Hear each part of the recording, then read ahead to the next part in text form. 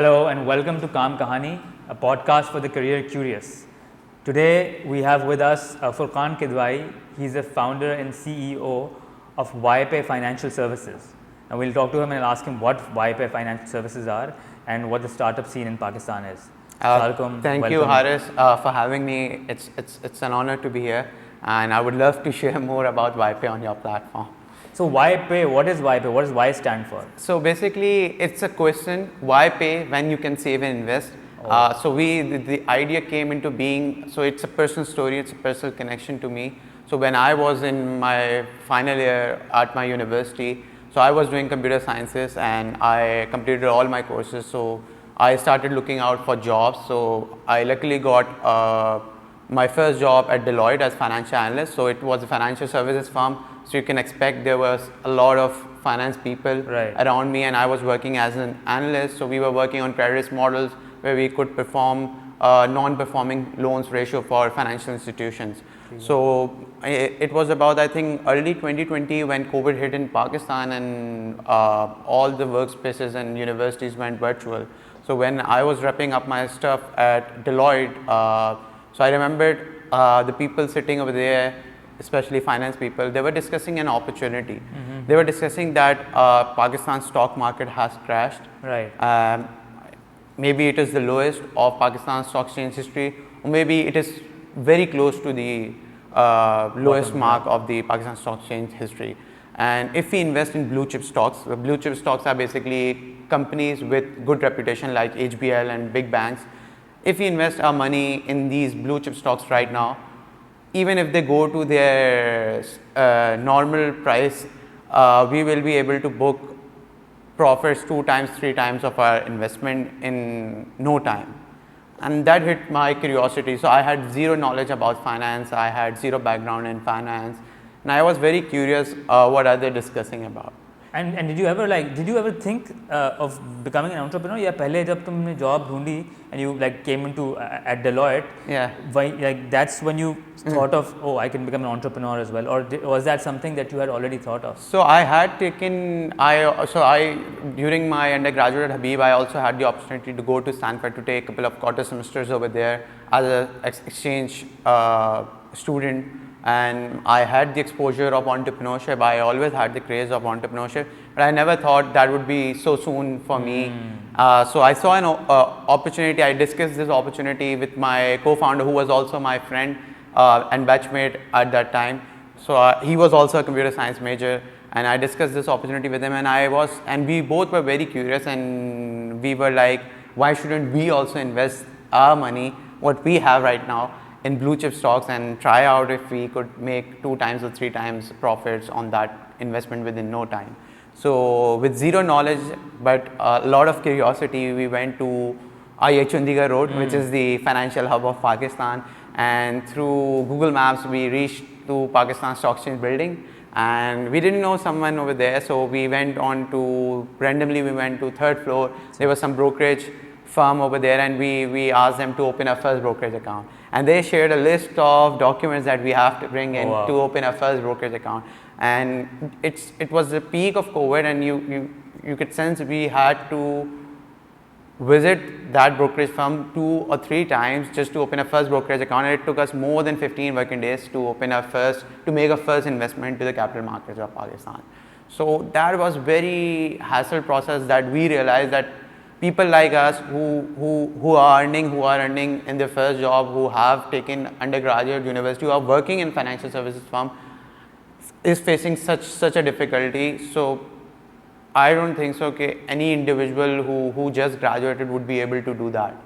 So we did a secondary research. So when we did our secondary research, the stats were shocking enough, and that translate to our current conditions. So there are many macroeconomic factors out there if you see countries' growth, GDP growth.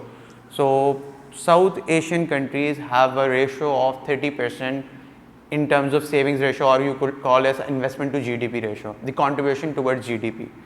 So world's average is around 25%, and Pakistan is half of what South Asian average जितना वो produce करते हैं उसका 30% save करते हैं. So you could say आप इसको ऐसे भी कह सकते हैं, आप इसको इस तरीके से भी अंडरस्टैंड कर सकते हैं कि उस कंट्री की सिटीजन्स की अपनी कंपनीज पे जो भरोसे की रेशो है वो कितनी है, आप इस तरह से, because you are investing into Pakistani companies, तो आपका अपने मुल्क के अंदर इन्वेस्टमेंट यानी अपनी मुल्क की कंपनीज के ऊपर बेट लेने का क्या रेशो है और उसकी क्या कंट्रीब्यूशन है towards the GDP growth.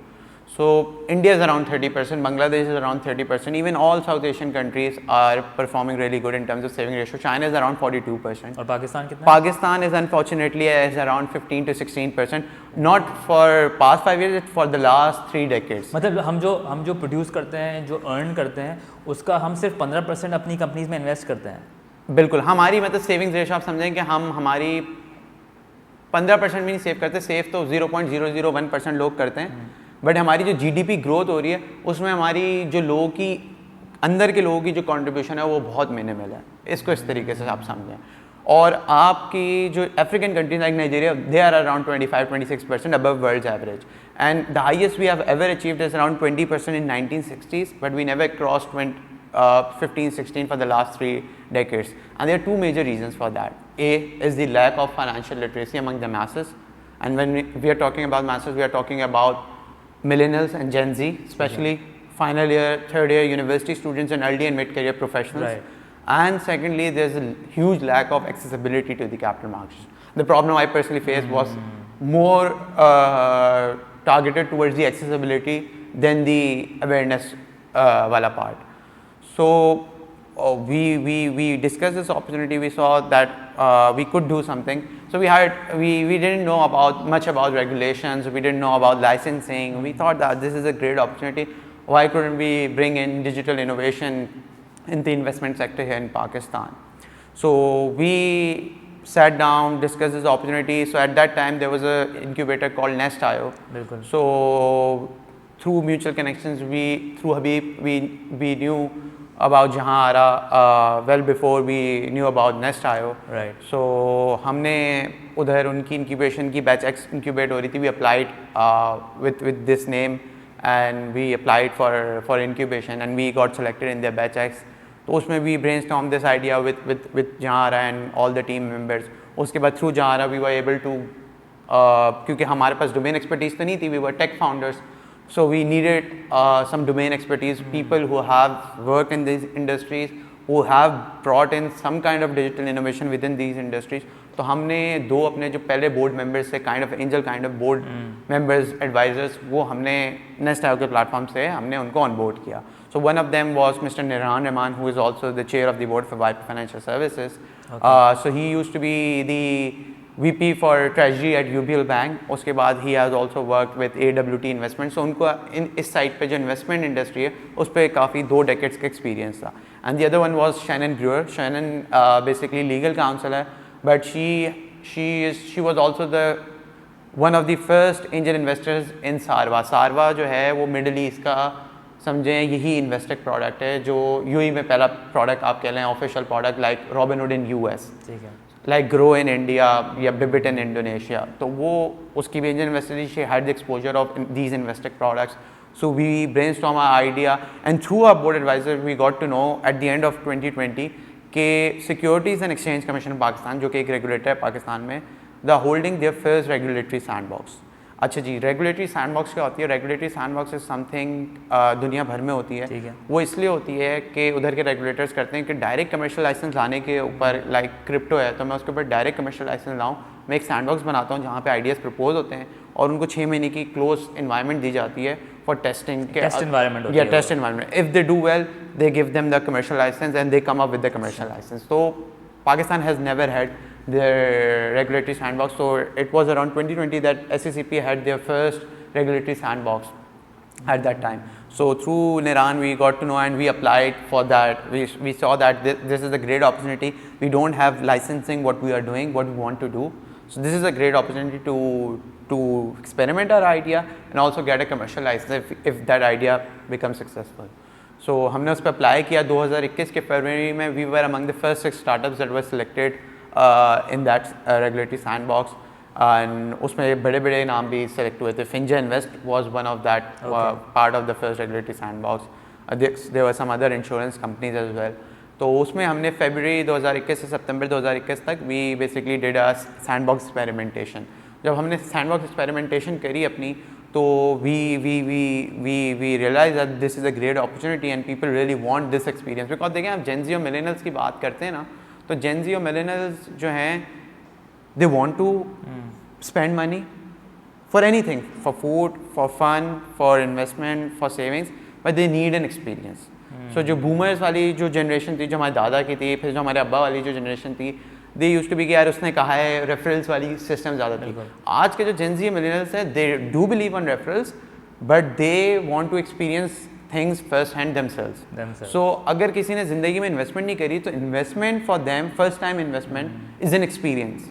So you have to curate that experience for them, so that they really love making investments, whether in Pakistan or outside of Pakistan. So you need to understand from the lens of the customer. तो हमें ये बड़ा अच्छा, हमारी sandbox की testing रही, बड़े अच्छे पॉजिटिव फीडबैक आया। तो हमने सितंबर में जब क्लोज हुआ, तो we applied for the commercial licence. ठीक है। When we applied for the commercial licence, जाहिर है जब when you go for commercial licence, you need a lot of capital injection to launch your product in Pakistan. So we started looking for investment opportunities. तो उसमें हमने different accelerators, global accelerators में we started applying to that, जिसमें Y Combinator भी था, एक New York city based on deck accelerator वो था, Singaporean based accelerators. So we applied to all of them. We got shortlisted by Y Combinator as well. We got shortlisted by OnDeck Accelerator as well. We got shortlisted by Iterative VC, which is Singaporean based. लेकिन Y Combinator के साथ हम जाना चाहते थे। Y Combinator ने कहा कि if you don't have the license, we can't move forward, because in emerging economy, especially in fintech, we now need a license before we. So it was subject to your getting the license. Yes. Or for licensing, you need capital injection. So it's an egg and chick problem. Of course. So we moved forward with OnDeck accelerators. उनकी भी similar terms थी, Y Combinator जैसी, and Iterative VC, which was a Singaporean based VC. तो उन दोनों के साथ हमने we roughly raised around $350,000-400,000 और उस पर हमने सेफ के ऊपर फिर we had the capital injection. तो हमने अप्लाई कर दिया लाइसेंस के लिए। We started building up our team early January 2022 और अपने प्रोडक्ट पे काम शुरू कर दिया, इंजीनियरिंग प्रोडक्ट पे। So we basically got our commercial license on February 14, 2022 and we launched our product on 22nd of March 2022. So from there we have hit around more than 10,000 customers जो कि YPay की app को use कर रहे हैं, not just for investment but also for their personal finance, educating themselves about their personal finance, how investment works, जो experience है उनका जो वो पूरा हम क्यूरेट कर रहे हैं within that mobile application. So हमारी जो एक्विजिशन स्ट्रैटेजी रही है अभी तक वो यही रही है कि लोगों को पहले we basically a combination of two things. YPay जो है it's firstly an investment literacy platform where we basically educate masses about their personal finance. We make them aware about their personal finance, and secondly we are an accessibility platform. So we are solving two major problems जो मैंने आपको identify किए थे जो missing है market. So basically जो the app that people use, they are able to, मतलब अगर मैंने डाउनलोड कर लिया ऐप और मैंने रजिस्टर कर लिया YPay के साथ, तो मैं उसमें पैसे डाल सकता हूँ, उसमें पैसे इन्वेस्ट कर सकता हूँ, और वो पैसे फिर कहाँ पर इन्वेस्ट होते हैं? सो बेसिकली आप जब हमने हैसल प्रोसेस किया था, SECP वाज के आप you start of with one asset class, not with all asset class, start with one asset class called mutual fund. उसकी वजह है, देखें अब मैं उसकी एग्जांपल इस तरह से देता हूँ कि अगर मैं आपको एग्जांपल दूँ कि आई गेव यू 100 रुपये का नोट, जो मैंने उस दिन भी आप लोग के सामने एग्जाम्पल दी, तो 100 रुपये का नोट अगर मैंने आपको आज से 4-5 महीने पहले दिया और वही 100 रुपये का नोट आपके वॉलेट में रखा हुआ है, सो आपने रफली उस पर 35 to 40 rupees purchasing power lose कर दी। यानी जो चीज़ आप 60 रुपीज़ में खरीद सकते थे आज से 4-5 महीना पहले, यू नीड 100 रुपीज़। महंगाई की वजह से आपने 100 रुपीज़ में जो खरीद सकते थे, you need 135-140। So that is the concept of time value of money, जो कि ख़ास तौर पर इमर्जिंग इकॉनमीज लाइक पाकिस्तान, वहाँ पे समझना लोगों के लिए, आम आदमी के लिए बड़ा ज़रूरी है। आपके पैसे की वैल्यू दिन ब दिन गिरती जा रही है, तो आप उसको बजाय उसको अपनी जेब में रखने की या बैंक आप उसको हेज करें। हेज करने का मतलब ये है कि कहीं ना कहीं पार करें इस तरीके से कि अगर आपने प्रिंसिपल प्रोटेक्ट कर रखना है तो आप लो रिस्क इंस्ट्रूमेंट्स में जाएं, ताकि आपका पैसा कुछ तो ग्रो हो, कि एटलीस्ट अगर 35 रुपये गिर रही है तो आप 20 रुपये तो कमाएं, कि आप 15 रुपये का लॉस खाएं, 35 रुपये का लॉस नहीं खाएं। क्योंकि अगर आप इसको स्केल पे देखें, यानी हर 10 लाख रुपये पे आप तकरीबन 3.5 लाख रुपये खो रहे हैं, और लाख पे आप 35,000 रुपये खो रहे हैं। 100 पे तो बिल्कुल एवरी ईयर नहीं, ये तो 4-5 महीने की मैं आपको बता रहा हूँ purchasing power. So this is because of the inflation and the dollar denomination. क्योंकि आप डॉलर डिनोमिनेटेड इकोनॉमी है, तो डॉलर की जो डॉलर के अगेंस्ट जो PKR की डिप्रिसिएशन है और जो इन्फ्लेशन हो रही है, इन दोनों का जो कॉम्बिनेशन है वो आपकी परचेजिंग पावर बहुत तेज़ी से लूज तो फुरकान, वो जो एक कमिटीज़ का कॉन्सेप्ट है कि हम कमेटी डालते हैं, हमें 10 महीने बाद पैसे मिलते हैं, वही पैसे जो हमारे ही पैसे एक्यूमुलेट हो रहे हैं, तो यू थिंक उसके अंदर नुकसान है फ़ायदा होने के बाद? देखें अगर आप आइडियल वर्ल्ड में सिनेरियो में बात करें तो इट्स गुड। क्योंकि आपकी अगर जैसे आप if you are sitting in Sweden, आप वहाँ पे कर रहे हैं तो आपकी इन्फ्लेशन कुछ भी नहीं होती, बहुत ही 0-1% होती है, और आपकी कोई जो करेंसी है वो उल्टी वैल्यू बढ़ रही होती है, डिप्रिसिएशन। सो पाकिस्तान के अगर जैसे कंट्री की बात कर रहे हैं तो फॉर एग्जांपल अभी जो मैंने एग्जांपल दी, अगर 5000 की एक कमेटी और 10 लोग डाल रहे हैं तो देखें जिसको पहला नंबर मिल गया तो वो तो बड़े फायदे में रहा, टाइम वैल्यू ऑफ मनी का कॉन्सेप्ट है। जिसको एंड में मिल रही है ना तो उसको टेक्निकली वो दिख रहा है उसको 50,000 मिल रहे हैं, उसको रियल टर्म्स में वो 40,000 या 42,000 से ज़्यादा नहीं ले रहा। बिल्कुल समझ रहे हैं, तो उसकी जो परचेजिंग पावर है उसने टेक्निकली हम समझ रहे हैं सेव किया है। तो सेविंग और इन्वेस्टमेंट में सबसे बड़ा फर्क ये है कि पाकिस्तान जैसी कंट्री में यू कांट सेव, आप गुल्लक में पैसे नहीं डाल सकते, you can't keep it in a bank, you can't do it through committees, you need to invest. Investment से मुराद ये नहीं है कि आप बैट खेल लें, इन्वेस्टमेंट में आपके पास लो रिस्क इन्वेस्टमेंट एवेन्यूज भी हैं, हाई रिस्क इन्वेस्टमेंट एवेन्यूज भी हैं। लो रिस्क इन्वेस्टमेंट एवेन्यूज में you keep your principal protected, high risk investment avenues में देयर इज अ चांस कि you will lose your principal money as well. So लोगों को सबसे पहले तो ये अवेयर करना है कि भाई आपको पर्सनल फाइनेंस की बड़ी ज़रूरत है। अगर आपको पता है ये प्रॉब्लम हो रही है, आपको पता है परचेजिंग, आपको आगाह करना हमारा काम है, और आगाही के बाद फिर हम आपको बताते हैं कि भाई अच्छा आपने प्रॉब्लम तो आइडेंटिफाई कर ली, आपने सोल्यूशन भी बता दिया आपके इसको हेज करना चाहिए। फिर हम लोगों से पूछते हैं आपके नज़दीक क्या क्या रेगुलेटेड इन्वेस्टमेंट एवेन्यूज हो सकते हैं। For some it's real estate, for some it's gold, for some it's stock exchange, for some it's mutual fund, for some it's government bonds, for some it's आप कह लें कार, वो को उसको सबकी अपनी प्रेफरेंस होती है और सबके प्रोज एंड कॉन्स होते हैं। हम एक एक करके सबके प्रोज एंड कॉन्स को देख लेते हैं क्विकली। तो हो सकता है कोई जो इन्वेस्टमेंट एवेन्यू मेरे लिए सूटेबल हो वो आपके लिए ना हो, क्योंकि हर बंदे की जो वो है समझे डायनामिक्स है वो बिल्कुल डिफरेंट है। रिस्क एपेटाइट भी हर किसी एपेटाइट भी अलग है। तो आप देखें फॉर एग्जांपल अभी start with real estate. So real estate ने फॉर द लास्ट 10 ईयर्स अगर आप ट्रेंड देखें पाकिस्तान में हैज़ परफॉर्म रियली वेल। और अभी कोई डॉन में था या किसी में स्टैट्स कोड हुई थी कि पाकिस्तानीज़ की जो पाकिस्तानीज़ हैं उनकी 80% जो नेट वर्थ है that is in the form of real estate. So real estate एक क्रेडिबल इन्वेस्टमेंट एवेन्यू, ये उसके प्रोज हैं। लेकिन कौन से उसके सबसे बड़े ये हैं कि हाईली लिक्विड नहीं, हाईली लिक्विड से मुराद ये कि मैं अभी खरीद के अभी नहीं बेच सकता, और सेकेंडली उसके लिए you need a ticket size. So if I am talking about the millennial और Gen Z where they are saving on an average of 5,000 10,000 per month और 1,000 per week, they couldn't buy a property. सही है, तो उनका पैसा तो loose हो रहा है। उसके बाद आ जाते हैं गोल्ड के ऊपर। गोल्ड तो ऐसी एसेट क्लास है पाकिस्तान में जिसकी कल्चरल वैल्यू भी बहुत है। लास्ट 5 ईयर्स के ट्रेंड देखें तो that has grown significantly well. उसके बाद आप उसकी वो देखें गोल्ड की इंपॉर्टेंस देखें हमारी सोसाइटी में, वो भी बहुत ज़्यादा है। उसकी भी कौन सी यही है कि टिकट साइज़, थोड़ा सा मिनिमम टिकट साइज़ चाहिए 50,000 लाख रुपए का, और आपकी वही लिक्विडिटी का प्रॉब्लम है, मीडियम लिक्विडिटी है, बहुत बुरी लिक्विडिटी नहीं है गोल्ड की। फिर आ जाते हैं हम गवर्नमेंट सिक्योरिटीज़ पे। गवर्नमेंट सिक्योरिटीज़ को हम कहते हैं ज़ीरो रिस्क इन्वेस्टमेंट्स, यानी गवर्नमेंट का अगर मैं बॉन्ड लेता हूँ वेदर इस्लामिक और वेदर कन्वेंशनल, तो मुझे गारंटी है कि भाई मैं ये पैसा खूंगा नहीं। क्यों? क्योंकि गवर्नमेंट कभी इंटरनली डिफॉल्ट नहीं कर सकती। If they don't have the money they have the capacity to reprint the money. उससे इन्फ्लेशन होगी लेकिन they can always reprint the money and return your loan in PKR कभी भी जब भी वो चाहें। तो गवर्नमेंट सिक्योरिटीज, उसमें भी मसला ये है कि आपको यूनिट अगर डायरेक्टली इन्वेस्ट करना है तो आपको इन्वेस्टमेंट पोर्टफोलियो सिक्योरिटीज अकाउंट खुलवाना पड़ता है बैंक से थ्रू। उसका भी मिनिमम टिकट साइज लाख है। अगर आप सेकेंडरी उसके थ्रू करवाते हैं तो 50,000 है। अगर बैंक से थ्रू भी करते हैं तो टर्म डिपॉजिट्स होती हैं 3 मंथ्स 6 मंथ्स 9 मंथ्स इस तरीके से होती हैं।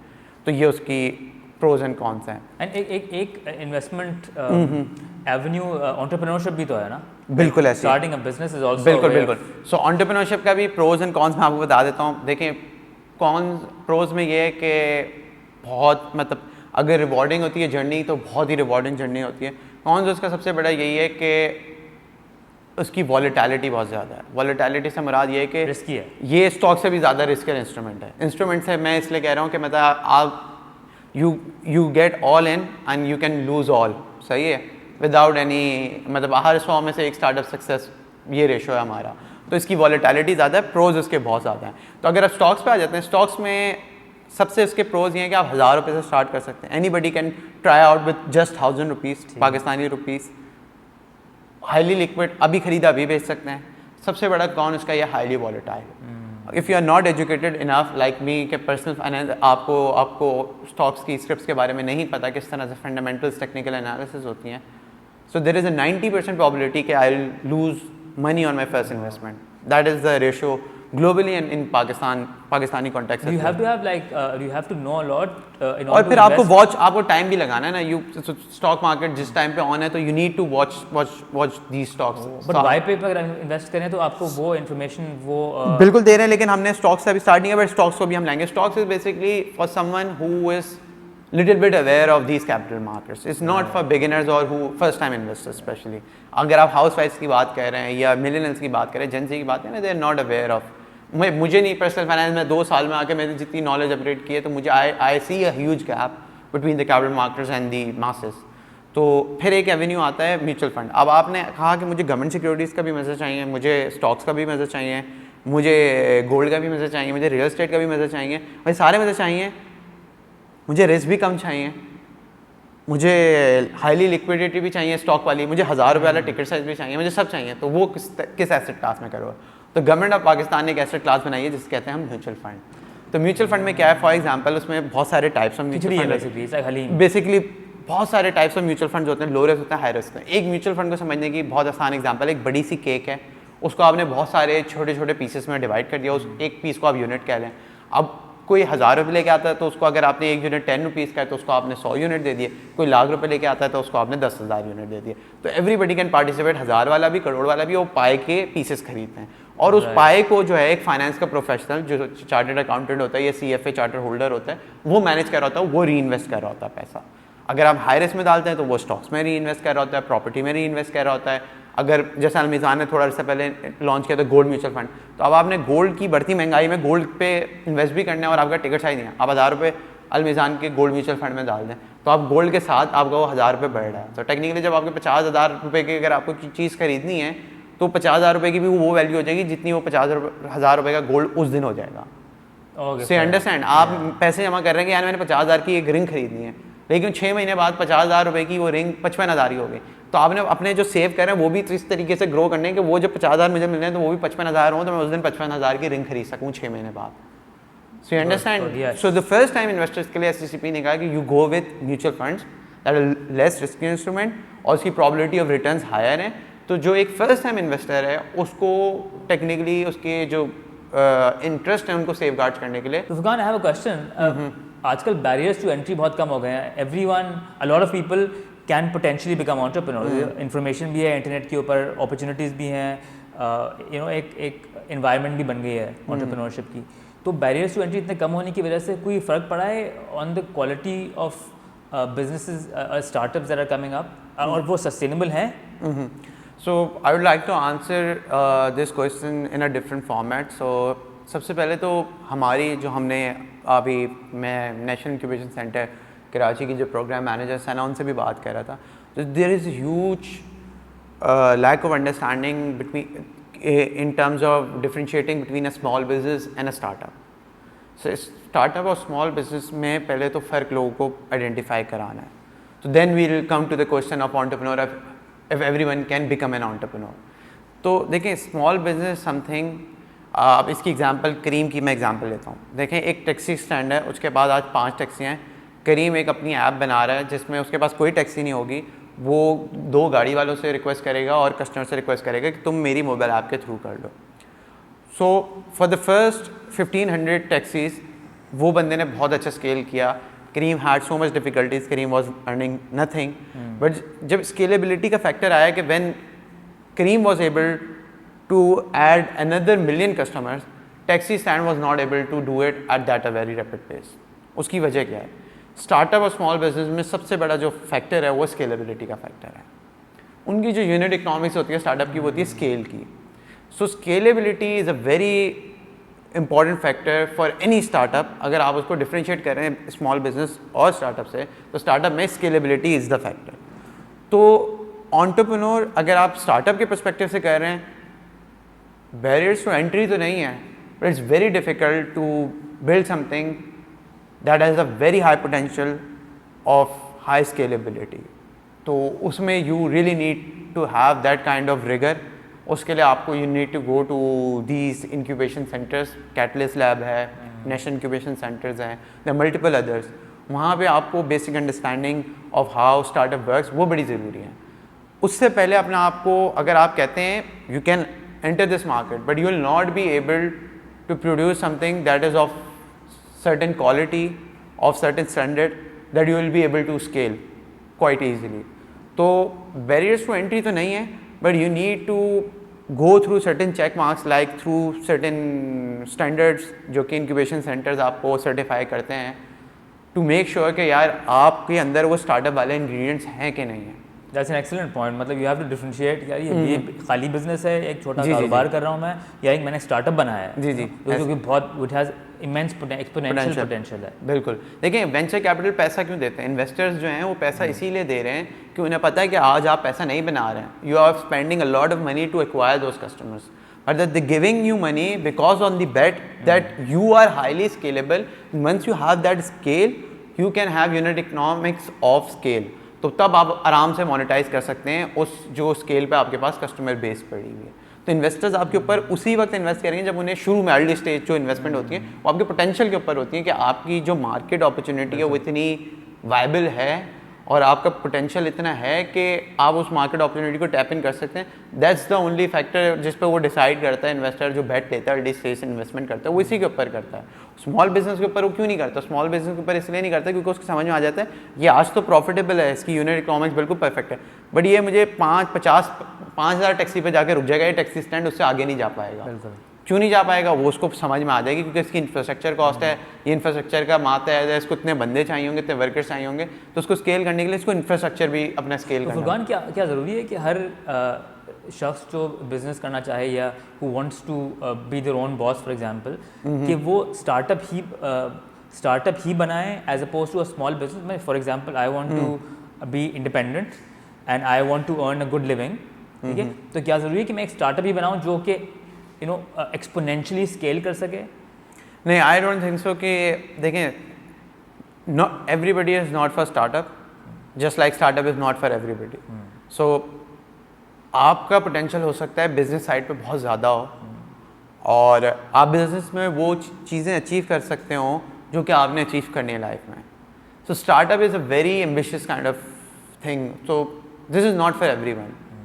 सो इसके लिए एक रिगर है, उसमें फेलियर्स का, आपका फेलियर का जो रेशो है कि बिजनेस जब भी आप स्टार्ट करेंगे ना, आप उसकी बिजनेस वायबिलिटी बनाएंगे, आप डे 1 से बनाएंगे कि बिजनेस वायबिलिटी क्या है, 3-4 महीने, एट मैक्स 6 मंथ, 6 महीने में मुझे ब्रेक इवन हिट करना है। Startup is not something like that कि 3 महीने में मैं प्रॉफिटेबिलिटी हिट करूँगा। It could be 2 years, it could be failure after 2 years, मतलब it could be multiple outcomes जो कि आपके स्टार्टअप से निकल सकते हैं।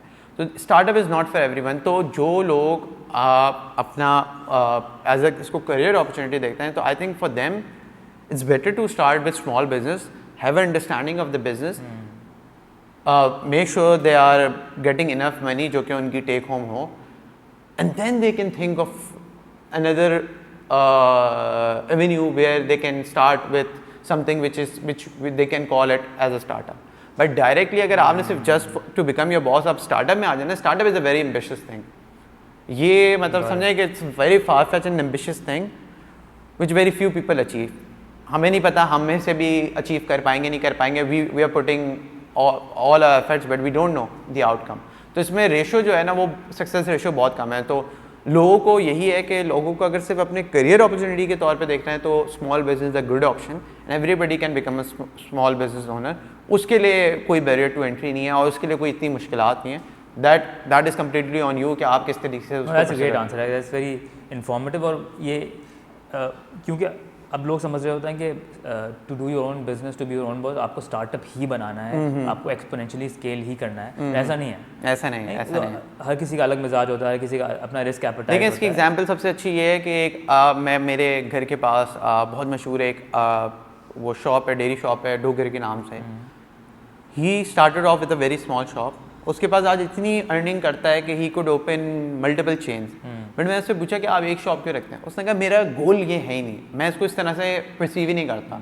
मेरा ये कि एक शॉप है, इसको बड़ी ब्रांड बनाया और मैं पीछे बैक एंड अपना इंफ्रास्ट्रक्चर उठा रहा हूँ, लेकिन मुझे आगे फ्रेंचाइजेस नहीं बनानी। दैट्स नॉट माई गोल. सो देखिए उसने जो अपना आउटकम था ना वो अचीव कर रहा है उसके थ्रू, तो वो ही doesn't want to experiment further कि मैं डिफरेंट फ्रेंचाइजीज में इन्वेस्ट करूं और उसको scale up. So different goals in life, different careers. different careers. Excellent. I think that's a great message. तो मुझे एक बात बताओ, तुम्हारे जो peers हैं, your friends, your batchmates, your neighbors, तुम्हारे एज के लोग और तुम्हारे साथ के लोग, उनमें से कितने entrepreneurs हैं, कितने founders हैं, for example, कितने लोग business कर रहे हैं आजकल? सो मेरे बैच में अगर देखा जाए तो मेरा कंप्यूटर साइंस का बैच, तो हमारी यूनिवर्सिटी में इनटेक जो होती है वो रफली 250 to 300 स्टूडेंट्स की होती है, ज़्यादा नहीं होती. तो उसमें अगर आप मेरा बैच देखें कंप्यूटर साइंस का, तो इट वाज अराउंड 50 to 100. तो उसमें मैं और मेरा जो को फाउंडर है वो बोथ आर को फाउंडर. उसके अलावा 2-3 और ऐसे हैं जो they have co-founders some other great startups. उसमें एक है मेरे से जूनियर है कंप्यूटर साइंस का, अरम इश्तियाक नाम है, he is working on connect here, एक सोशल स्टार्टअप है. तो there are people who are working in startups, and there are lot of students, lot of batchmates, lot of friends who working in startups और for startups. बहुत सारे बाज़ार में, बहुत सारे डी बैंक में काम कर रहे हैं, बहुत सारे अच्छे जो स्टार्टअप्स हैं, बहुत सारे मेरे स्टार्टअप्स में भी मेरे बैचमेट्स हैं जो कि मेरे साथ काम कर रहे हैं, मेरे मिशन और उसमें कॉज में बिलीव करते हैं, they are part of the team. So अब जो है ना, अब जो डायनामिक्स देखें ना, पहले होती थी कि कितने MTO बने, कितने कौन से यूनिलेवर में. सो मेरे बैच में आई डोंट थिंक सो कि अभी भी कोई MTO होगा एक या दो के अलावा, मतलब आउट ऑफ 300 पीपल. अगर आप उसको MTO मैनेजमेंट ट्रेनीज या किसी कन्वेंशनल के लिए काम करो, तो majority of them are working for startups. If they are not starting their own startups, they are working for startups.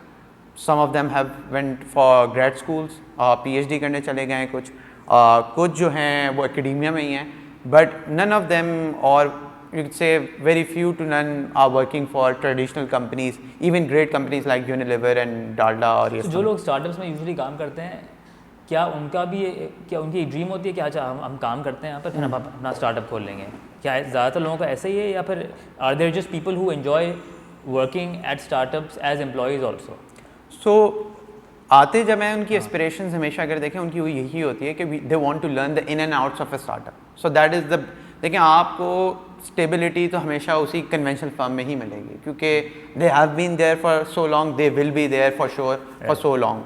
बाकी तो हम कुछ नहीं कह सकते. स्टार्टअप की स्टेबिलिटी और सर्टेनिटी बहुत कम होती है compare to those traditional firms.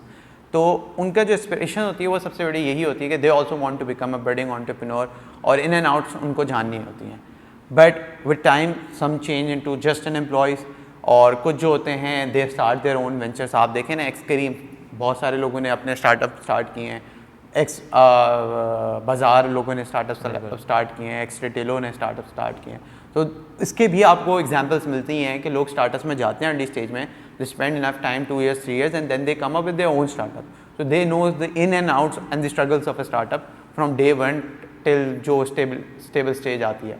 तो उसके लिए भी आते हैं, बट मेजॉरिटी जो है ज़ाहिर है जो नहीं कर पाते वो फिर एम्प्लॉयज़. तो स्टार्टअप्स का जो एक अट्रैक्शन है, अट्रैक्शन है, या तो उनके साथ काम करने के लिए या अपना खुद का स्टार्टअप बनाने के लिए. तो जो लोग स्टार्टअप्स में काम करते हैं और जिनके अपने स्टार्टअप्स भी हैं, do you guys look down upon conventional employment या जॉब्स कि यार ये तो कोई जॉब नहीं? देखें इसका बड़ा आसान आंसर है. जैसे मैंने शुरू में बताया था, देखें जो बूमर्स थे ना, हमारे दादा वगैरह की जनरेशन, उनका गोल ये होता था कि उनका एक टाइम होता था कि उनको एक बहुत फिक्स स्केड्यूल हो, बस वो उस पर काम करें. उसके बाद उनकी एक लाइफ सेट होती थी, रूटीन उसको फॉलो करते थे. जो हमारे अब्बा वाली जनरेशन आई, जो हमारे बूमर्स के बाद वाली जनरेशन, उनका ये था कि मतलब फैमिली इधर काम कर रही है, ये करो और बस लाइफस्टाइल को मेंटेन करो, दैट वाज इट. जो आज की जेनजी और मिलेनियल्स हैं ना, मतलब आपका ये बहुत ही बेसिक ऑब्जर्वेशन है, आप ऑब्जर्व करेगा, they don't come just for money. सही है ना?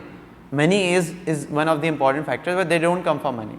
उनका अब ये जो है वो ये आते हैं कि वो एक्सपीरियंस के लिए आते हैं, वो वैल्यू एडिशंस के लिए आते हैं, वो उस कल्चर के लिए आते हैं जिसको they look forward to come on a daily basis. आप उनकी वैल्यूज़ भी मैच करें. आपने उनकी वैल्यूज, तो आप देखें ना जो स्टार्टअप्स में ज़्यादातर काम कर रहे हैं, मोर देन 95% ऑफ जो आपकी हायरिंग है वो सारे वही हैं जो फ्रेश ग्रेजुएट्स हैं, या 2 साल पुराने, या 3 साल पुराने, या एट मैक्स 5 साल पुराने, 6 साल पुराने ग्रेजुएट्स हैं. देखिए आपने एयरलिफ्ट की बहुत लोग बात करते हैं कि फेलियर है, बट मैं आपको उस दिन मैं डिस्टर्ब पे बैठा हुआ था, तो आते हवान को सुना, उसने बड़े अच्छे पॉइंट्स उसने पॉइंट कर सके. उसने 3 चीज़ें एयरलिफ्ट करके किया. एक चीज़ तो उसने ये बेंचमार्क सेट किया कि भाई फेलियर भी हो सकता है आपके इकोसिस्टम में, और how to embrace failure within the ecosystem, that is part of the startup ecosystem. उसने ये किया। दूसरा उसने बेंचमार्क स्टार्ट किया कि भाई 85 मिलियन की भी इन्वेस्टमेंट हो सकती है, this is the benchmark for Pakistani startup. तीसरा जो उसने सबसे इंपॉर्टेंट जो उसने पॉइंट उसने आइडेंटिफाई करवाया, वो ये कहा कि इसने बिफोर एयरलिफ्ट जो अच्छे ग्रेजुएट्स आपके होते थे उसकी जो मेजर जो चंक थी वो बाहर चली जाती थी ग्रेड स्कूल्स वगैरह में, या बाहर जॉब्स पे चली जाती थी। कुछ जो बच्चे थे वो MTOs में चले जाते थे, बहुत कम ही इधर लोकल जॉब्स करते थे। जब एयरलिफ्ट आया, ये बाजार आए, इस तरह के स्टार्टअप्स आए, they became a nursery of talent.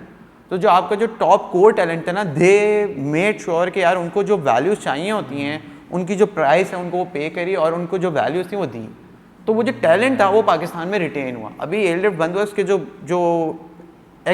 जो टीम मेंबर थे वो सारे अच्छी पोजीशंस पे गए डिफरेंट दूसरे स्टार्टअप में, और लोगों ने पोच करके उनको बुलाया। उसकी वजह ये थी कि वो it became a nursery of talent for जो पाकिस्तानी ग्रेजुएट्स होते हैं। तो आप समझे, जो आपकी जो कोर क्रीम बाहर जा रही थी उसको रिटेन किया पाकिस्तान। और आज से 15-20 साल पहले ये वो लोग थे जो मल्टीनेशनल्स में जा रहे थे, बिल्कुल ऐसे लाइक इन ड्रोव्स। बिल्कुल ऐसी है, बिल्कुल ऐसी है। तो देख रहे हैं ना, जो आपका जो आज का बच्चा है ना, तो लुक डाउन वाली बात नहीं है, it's more of an experience kind of thing. जो आज का जो बच्चा है, अब आप देखें ना, आप सारे HBL वगैरह उनके MTOs में अब आप देखें वो पूरा वो मेटावर्स टाइप बना रहे हैं, एक्सपीरियंस बना, क्यों आ रहे हैं वो? They are catching up to startups, not startups are catching up into their recruitment process. तो बड़ी-बड़ी जो जायंट्स हैं वो they want to be more like startups. तो अपना बिल्कुल ऐसी है, बिल्कुल। देखें ना, आप अगर आप उसको, आपका जो एम्प्लॉय आ रहा है, if you don't work on their well being, if you don't take care of them like startup, आप उनको रिटेंशन उस तरीके से नहीं है ट्रेडिशनल फर्म्स में, तो people want love it for so long, so there need to be a charm for them so that they show up on a daily basis and they love what they are currently doing at a startup. So ये उनको बड़ा अच्छा लगता है, वो experience की वजह से मेरे ख्याल से ये बहुत बड़ी अट्रैक्शन और अटेंशन पॉइंट है। बड़ी कंपनीज जो अपने आप को स्टार्टअप्स की तरह बनाना चाह रही हैं, you think that's more cosmetic, या वो एक्चुअली भी ट्रांसफॉर्मेशन हो रही है उनके? I think in terms of leadership they are really looking forward to do it. How far they can do it, that's still a question, but they are really working hard. आप UBL देखें, UBL की innovation lab देखें, you couldn't imagine आज से 5 साल 10 साल पहले आप कभी नहीं पूछेंगे कि भाई एक कन्वेंशनल बैंक जो one of the top banks है पाकिस्तान का, एक इनोवेशन लैब बना रहा है जस्ट फॉर एक्सपेरिमेंट्स। तो फ्रेश ग्रेजुएट लाता है, डिज़ाइन थिंकर्स को लाता है, और वो उसकी ऐप की यूज़र एक्सपीरियंस पे डिफरेंट एक्सपेरिमेंट्स करते हैं, इनोवेशन करते हैं। तो इसी HBL भी अब इस पाथ पे जा रहा है। तो there are lot of effort and you could say अच्छा खासा वो उनकी जो है इस पे स्पेंड है, तो वो इस चीज़ को चाह रहे हैं कि अचीव करना। तो hopefully they will be able to do it, but not so soon. Furqan, thank you so much for being here यार, बहुत अच्छा लगा। और I learned so much about investment, about the financial markets, about careers in startups as well. So thank you so much. Thank you so much. It was my pleasure to be here. And good luck with YPay. Jazakallah, Jazakallah.